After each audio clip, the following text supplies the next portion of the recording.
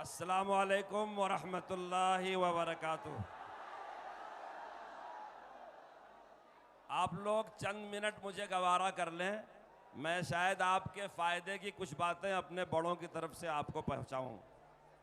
बिस्मिल्लाहिर्रहमानिर्रहीम, नहमदुहु व नुसल्ली अला रसूलिहिल करीम, अम्मा बाद। हज़रत अमीर शरीयत मौलाना अहमद वली फ़ैसल रहमानी दामत बरकातुहुम व दीगर अकाबिर उलमाए किराम, मिली और समाजी कायदीन, नौजवान दोस्तों, बिहार, झारखंड, उड़ीसा और मगरबी बंगाल के इमारत शरिया की आवाज़ पर पटना के गांधी मैदान में अपनी कुर्बानियों के साथ तशरीफ़ लाने वाले साथियों, अल्लाह ताला आपके आने को कबूल फरमाए और जिस मकसद से आप ये कुर्बानी दे रहे हैं, अल्लाह ताला उस मकसद में आपको 100% कामयाब फरमाए। मैं इस अज़्म और यकीन के साथ आपके दरमियान खड़ा हूँ कि ये गांधी मैदान नहीं बल्कि ये नफ़रत और जुल्म का कब्रिस्तान है। इंशाअल्लाह जितने नफ़रत और जुल्म की आंधियाँ उठेंगी, इसी गांधी मैदान में वो अपनी मौत मर के दफन हो जाएंगी। शर्त यह है कि आप में शऊर होना चाहिए और हौसला होना चाहिए। हम लोग इस वक्त यहाँ वक्फ बचाओ और दस्तूर बचाओ तहरीक में शरीक है। आप जानते हैं तहरीकें चलाने के लिए बड़े शऊर की ज़रूरत है, बड़े बेदारी की ज़रूरत है, बड़े कुर्बानी की ज़रूरत है। हमको हमारे इस मुल्क में उलझा करके रखा जाता है। इस मुल्क का दस्तूर सेकुलर दस्तूर है। उस दस्तूर ने हर हिंदुस्तानी को बराबर का दर्जा दे रखा है। कोई ज़माना हिंदुस्तान में था कि कोई राजा हुआ करता था, कोई बादशाह हुआ करता था, लेकिन संविधान ने, दस्तूर ने हर हिंदुस्तानी को बादशाह बना दिया है। हम एक आज़ाद कौम है। कोई हमारे ऊपर किसी भी साजिश के साथ हुक्मरानी नहीं कर सकता। यहाँ कोई आका नहीं है, कोई ग़ुलाम नहीं है, कोई मालिक नहीं है, कोई ममलूक नहीं है। हर हिंदुस्तानी बराबर का हक रखता है और वो आज़ाद है। उसकी जान माल महफूज है, इज्जत आबरू महफूज है। कोई हाकिम और कोई महकूम नहीं है। मुल्क के संसाधनों पर, मुल्क की चीज़ों पर किसी का ज़्यादा और किसी का कम दर्जा नहीं है। जमीयत उलमा हिंद ने मुसलसल तहफ़्फ़ुज़ आइन कॉन्फ्रेंस किया, तहफ़्फ़ुज़ जमहूरियत कॉन्फ्रेंस किया है, कौमी यकजहती की कॉन्फ्रेंसें किया है। दीगर मिल्ली मसाइल पर जमीयत उलमा ने इसी बिहार में, इसी पटना में कई इजलास किया है। वक्फ जिसके हवाले से आज आपका ये जलसा है,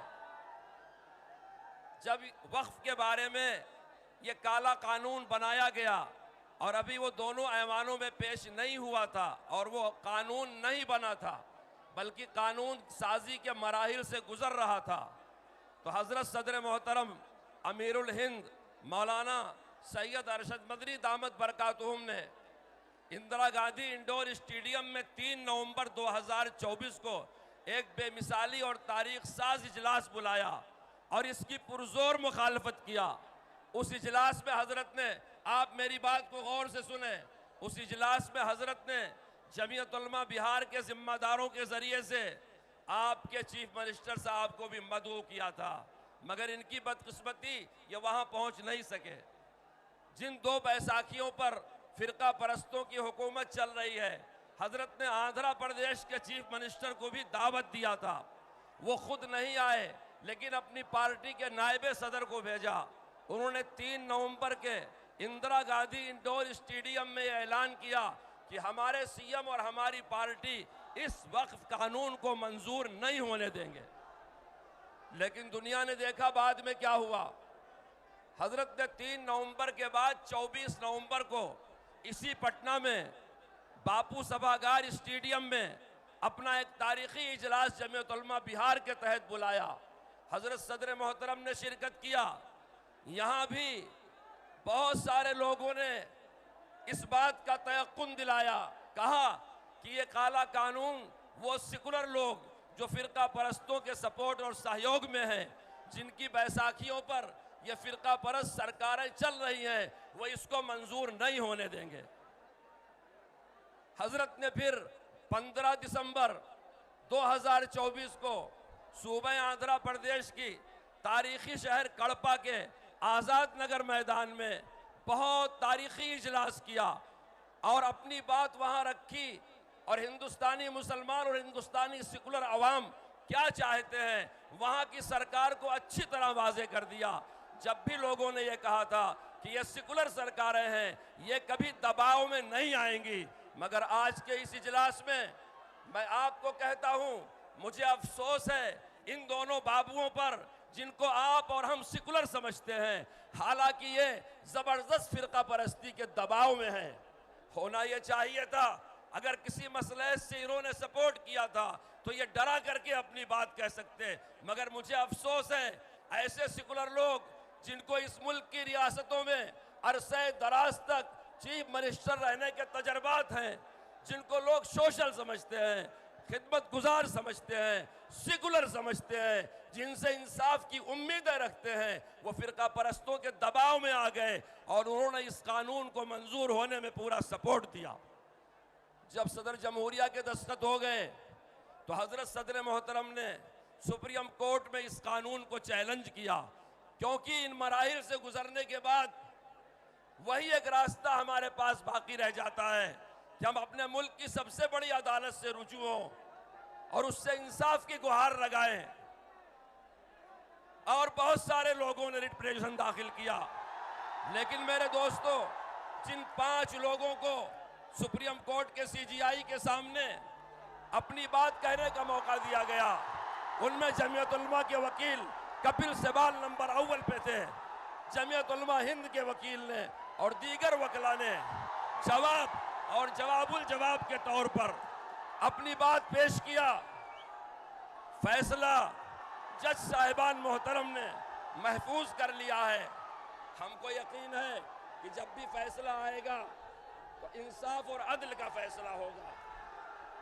आज पटना की सरजमीन में अमीर शरीयत मौलाना अहमद वली फैसल रहमानी ने वक्त की जरूरत को समझते हुए दस्तूर बचाओ और वक्त बचाओ के नाम पर इतनी अजीमुशान कॉन्फ्रेंस बुलाई है कि इंसानों का ठाठे मारता समंदर गांधी मैदान में भरा हुआ है। हजरत सदर मोहतरम मौलाना सैयद अरशद मदनी अमीरुल हिंद दामद बरकातुहुम को हजरत अमीर शरीयत मौलाना अहमद वली फैसाली दामद बरकातुहुम ने फोन किया था। हजरत की सेहत नासाज है, हजरत खुद तशरीफ नहीं ला सके, अपना पैगाम भेजा है और ये जाहिर करने की कोशिश किया है कि हजरत अमीरुल हिंद का एतमाद हजरत अमीर शरीयत को हासिल है, उनकी ताईद हासिल है, उनका ताउन हासिल है। मैं हजरत के पैगाम को आपको पढ़ के सुनाता हूँ। अल्हम्दुलिल्लाह वस्सलातु वस्सलामु अला सय्यदना मुहम्मद व अला आलिहि व असहाबी अजमईन। मोहतरम हजरात, अस्सलामु अलैकुम व रहमतुल्लाहि व बरकातुहू। ये सलाम आपको अमीरुल हिंद सदर जमीयत उलमा हिंद हजरत मौलाना सैयद अरशद मदनी दामद बरकातुहू पहुंचा रहे हैं। इमारत शरिया बिहार, उड़ीसा, झारखंड व मगरबी बंगाल के वक्त बचाओ दस्तूर बचाओ कॉन्फ्रेंस पटना में मैं खुद शिरकत का इरादा रखता था, लेकिन तबीयत की खराबी की वजह से ऐसा मुमकिन ना हो सका। मैं इस प्रोग्राम की कामयाबी के लिए दुआगो हूँ और इन तमाम लोगों की काविशों और कोशिशों को कद्र की निगाह से देखता हूँ जो इस प्रोग्राम के इनेकाद में पेश हैं। वक्फ के तहफ़्फ़ुज़ की लड़ाई हमारे वजूद की लड़ाई है और वक्फ तरमीमी कानून हमारे मज़हब में बराह रास्त मुदाखलत है। वक्फ को बचाना हमारा मजहबी फरीज़ा है। मुसलमान हर चीज़ समझौता कर सकता है, लेकिन अपनी शरीयत में किसी तरह की मुदाखलत बर्दाश्त नहीं कर सकता। वक्फ हमारा मजहबी और शरई मसला है जिस पर उलमाए उम्मत का इज्मा और तमाम मुसलमानों का इत्तेहाद है। आज भी आपका यह जलसा तमाम मिल्ली जमातों का जलसा है। वक्फ की इब्तिदा ज़माने नबुव्वत से हो गई थी।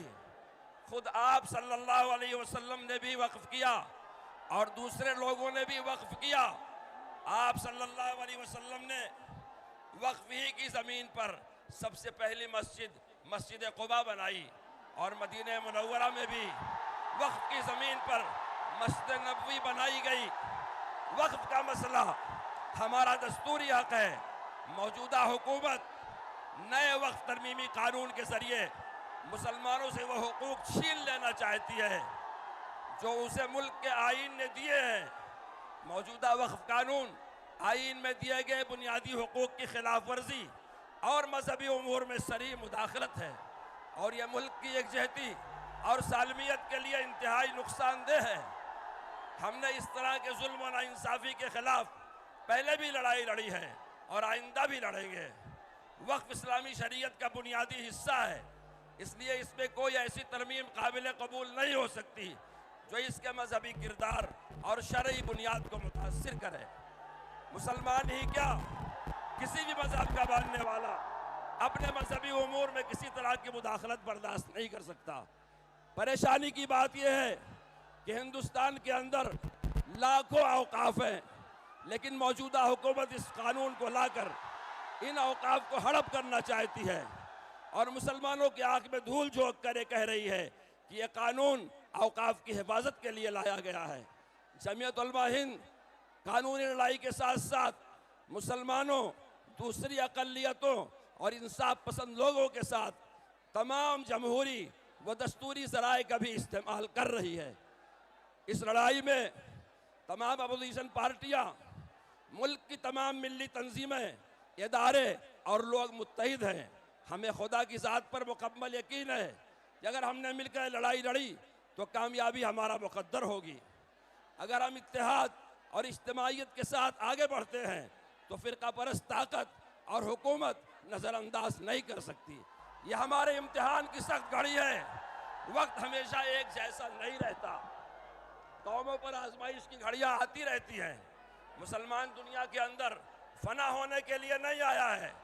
मुसलमान 1400 साल से इन्हीं हालात में जिंदा है और क़यामत तक जिंदा रहेगा इंशाअल्लाह।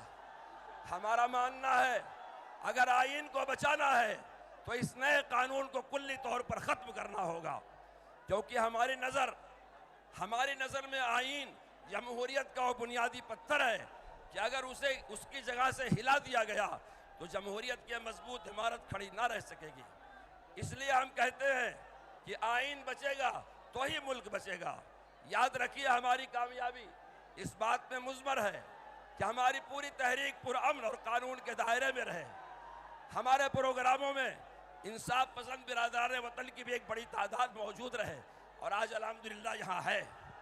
इस मसले को हिंदू मुस्लिम मसला न बनने दिया जाए।